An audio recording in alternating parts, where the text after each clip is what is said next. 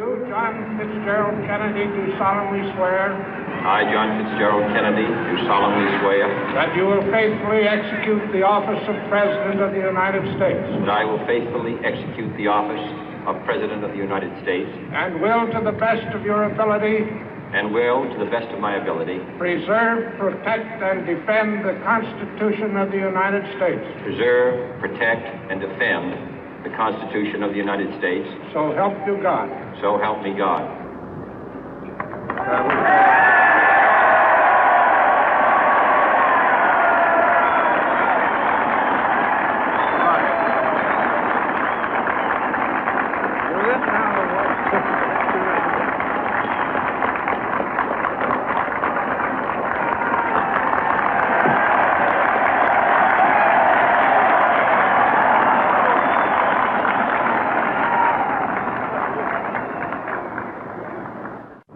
Vice President Johnson, Mr. Speaker, Mr. Chief Justice, President Eisenhower, Vice President Nixon, President Truman, Reverend clergy, fellow citizens.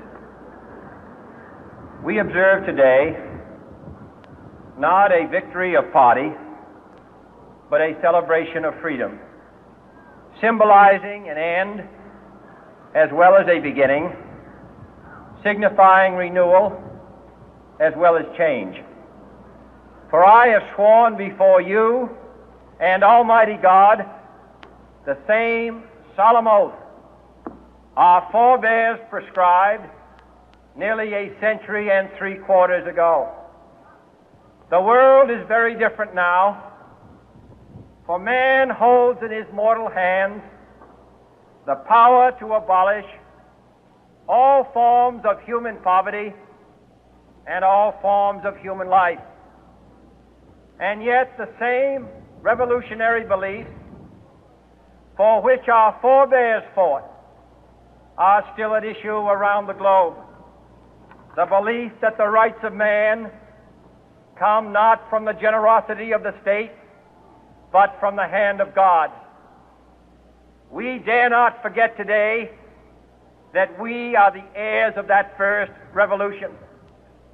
Let the word go forth from this time and place to friend and foe alike that the torch has been passed to a new generation of Americans born in this century, tempered by war, disciplined by a hard and bitter peace, proud of our ancient heritage, and unwilling to witness or permit the slow undoing of those human rights to which this nation has always been committed and to which we are committed today at home and around the world.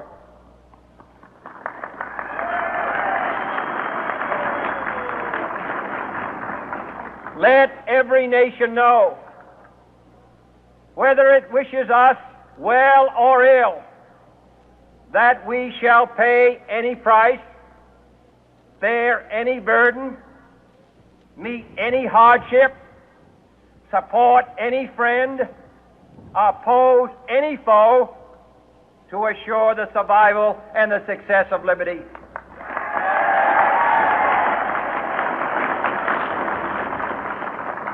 This much we pledge and more. To those old allies whose cultural and spiritual origins we share, we pledge the loyalty of faithful friends. United, there is little we cannot do in a host of cooperative ventures. Divided, there is little we can do, for we dare not meet a powerful challenge at odds and split asunder. To those new states whom we welcome to the ranks of the free, we pledge our word that one form of colonial control shall not have passed away merely to be replaced by a far more iron tyranny. We shall not always expect to find them supporting our view, but we shall always hope to find them strongly supporting their own freedom, and to remember that in the past, those who foolishly sought power by riding the back of the tiger ended up inside.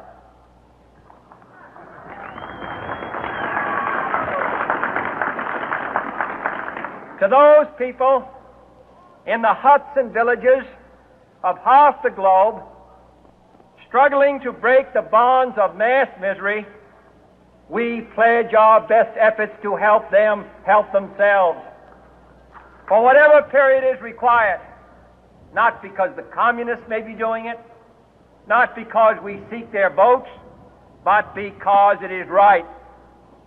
If a free society cannot help the many who are poor, it cannot save the few who are rich.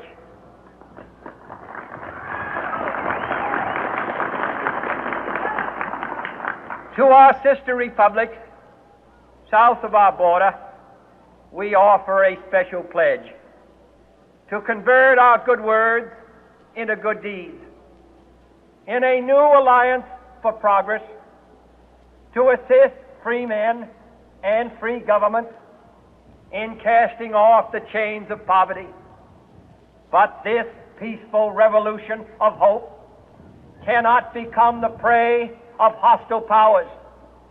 Let all our neighbors know that we shall join with them to oppose aggression or subversion anywhere in the Americas. And let every other power know that this hemisphere intends to remain the master of its own house.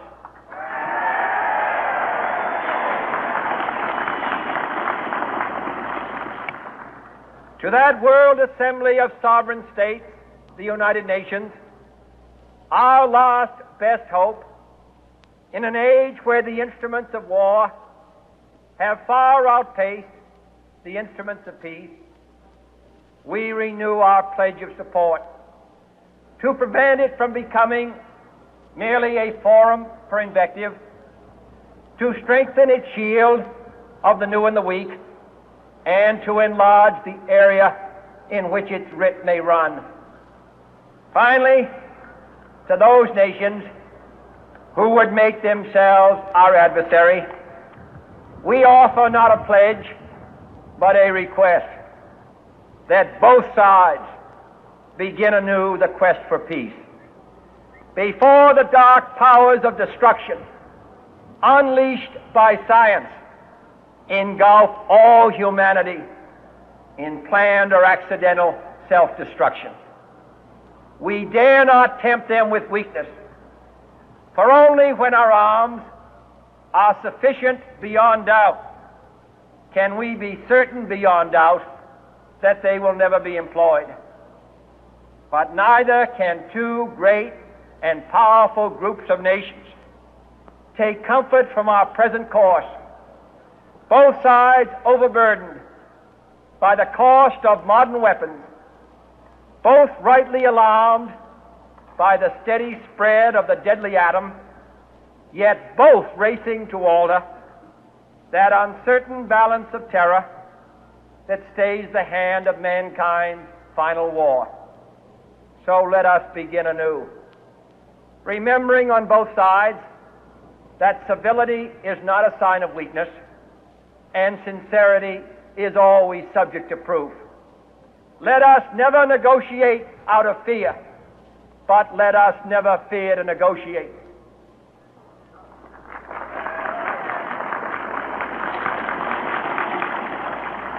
Let both sides explore what problems unite us, instead of belaboring those problems which divide us. Let both sides, for the first time, formulate serious and precise proposals for the inspection and control of arms, and bring the absolute power to destroy other nations under the absolute control of all nations.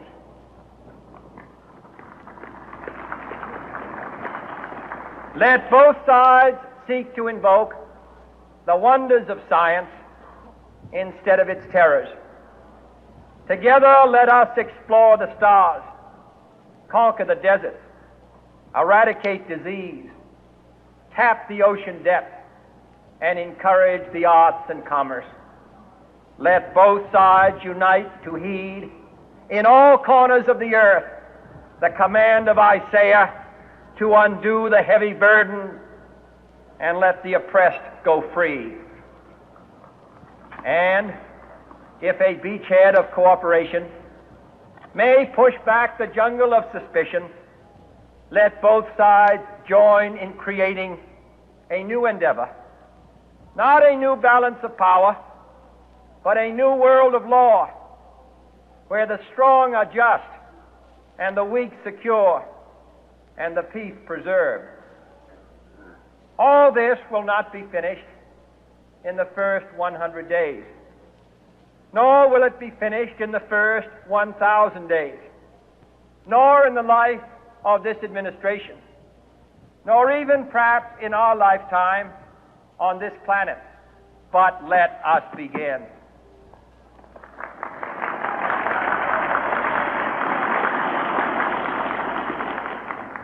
In your hands, my fellow citizens, more than mine, will rest the final success or failure of our course. Since this country was founded, each generation of Americans has been summoned to give testimony to its national loyalty. The graves of young Americans who answered the call to service surround the globe.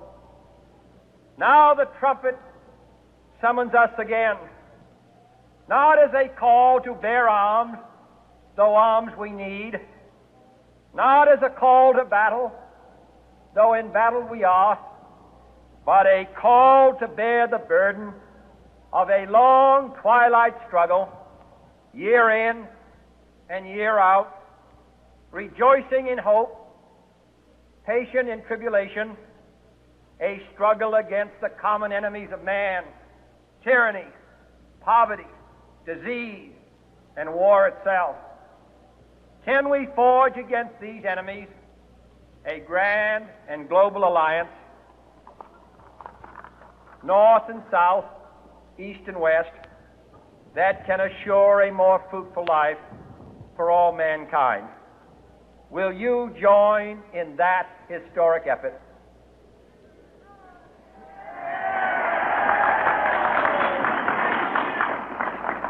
In the long history of the world, only a few generations have been granted the role of defending freedom in its hour of maximum danger. I do not shrink from this responsibility. I welcome it.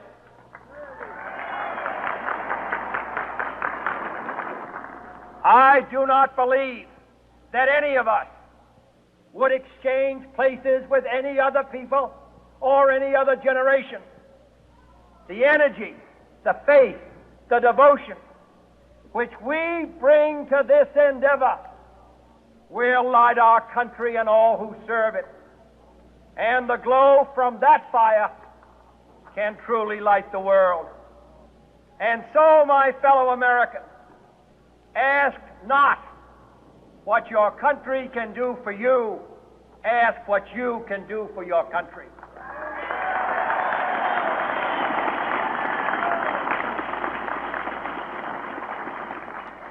My fellow citizens of the world, ask not what America will do for you, but what together we can do for the freedom of man.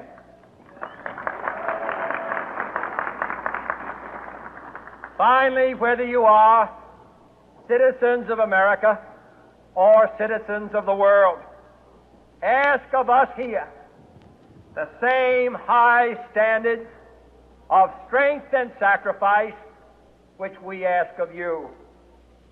With a good conscience, our only sure reward, with history the final judge of our deeds, let us go forth to lead the land we love, asking His blessing and His help, but knowing that here on earth God's work must truly be our own.